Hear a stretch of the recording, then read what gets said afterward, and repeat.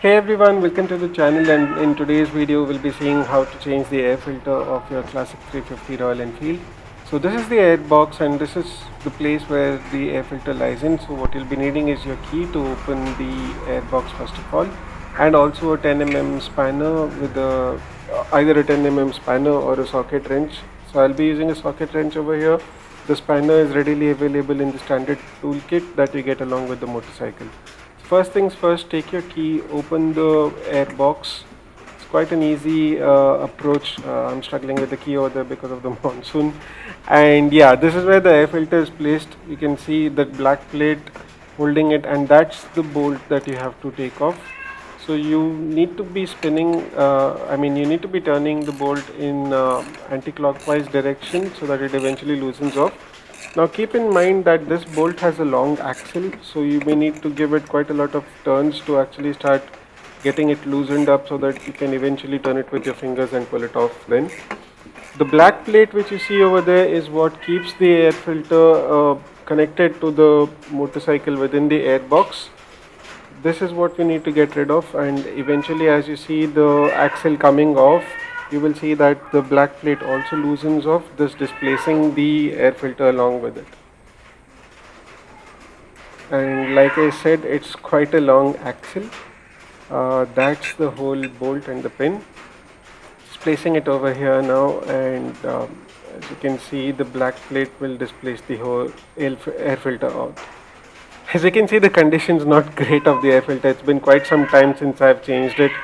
That's the plate separated from the air filter. There's no glue or connection over there. Just keeping it here. You see the upper hole, that's where the air enters in from to the air box, goes through the air filter and enters into the carburetor from that big small hole over there. That's how it works. It's quite simple within the air. So here we have the new air filter within the cover placed right next to the dirty one, and you can see there's a whole lot of difference between how it is when it is a fresh air filter and how it is when you have used and abused it totally. So now this is the difference between an old air filter, the one which was in use, compared to the new air filter. As you can see, the newer one is very clean, and obviously the air goes in from here and enters through here and goes into the engine. If you see over here, the condition is quite bad of this filter. That means the bike has not been breathing very well. Uh, so yeah, this is why I'm going to change it to this.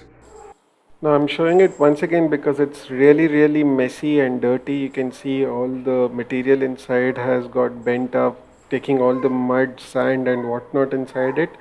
It's really not advisable to use your motorcycle with such a condition of air filter. Only difference that I can see between this one and that one is the inner mesh pattern. I see a honeycomb structure within the old one, and the new one just has uh, a different kind of pattern altogether. If you can see it over here as well.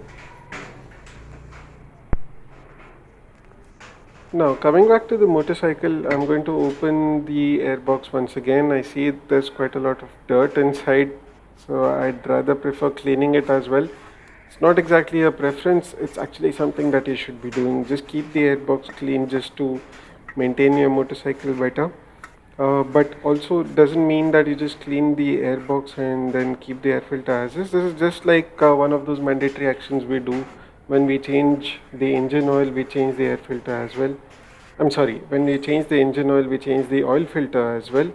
The same way, when you're changing your air filter, just keep your airbox clean as well, if it is possible. Usually in a Royal Enfield, in Classic 350 especially, you get the liberty of cleaning the airbox in such a way.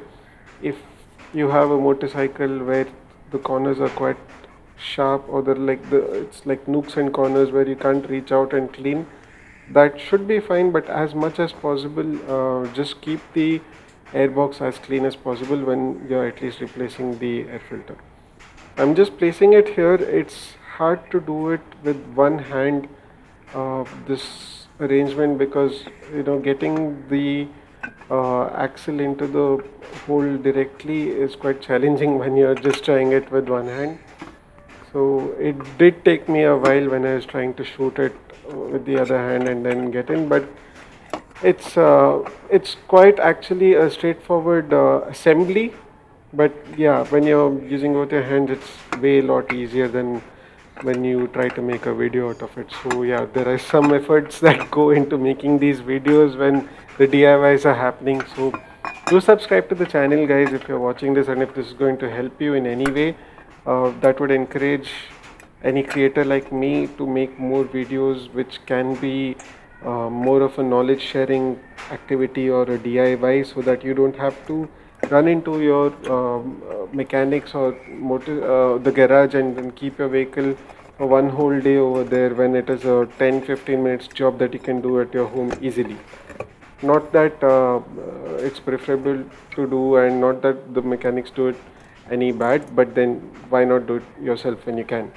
So yeah, I just skipped the part where I'm tightening the bolt and got back to the part where I'm finally fitting it in and giving the last few turns around, giving it a very good clockwise tight turn, not making it too tight, but then just right. You can see that it's been placed correctly, and this is how it should look once you have assembled the new air filter.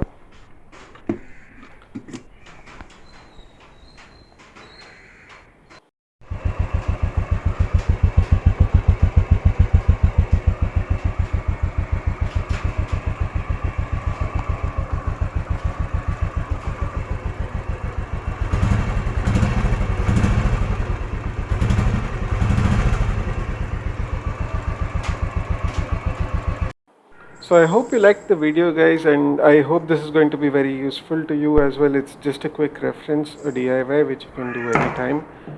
And do let me know in the comments below if you have any questions related to this particular video, or any kind of air filter change queries, and I would be more than happy to answer your queries. So until next time, have fun, ride safe. See ya.